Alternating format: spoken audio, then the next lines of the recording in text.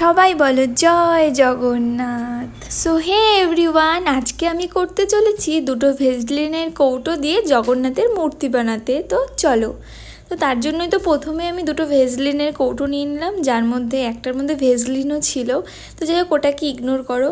তো প্রথমেই আমি একটা কৌটো ব্ল্যাক কালার আর একটা কৌটোর মধ্যে ইয়েলো কালার করলাম, আর ভেজলিনের ঢাকনাগুলোই করে দিলাম পুরোটা রেড কালার।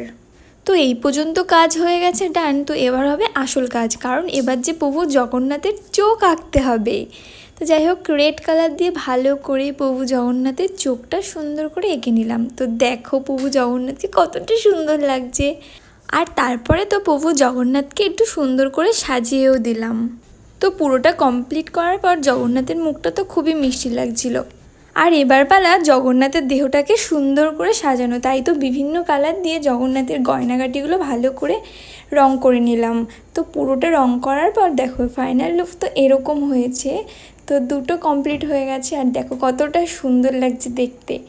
তো দেখো ফাইনালি আমার জগন্নাথ দেবকে তৈরি করা ডান। তো কেমন লাগছে তোমরা অবশ্যই কমেন্ট করে জানিও। তো এটা তো আমার দেখতে খুবই সুন্দর লাগছে, এটা তো আমি সুন্দর করে সাজিয়ে রাখবো শোকেসে। তো তোমরাও তো বাড়িতে এরকম বানিয়ে নিতে পারো, আর কমেন্টে জয় জগন্নাথ বলেছো। টাটা।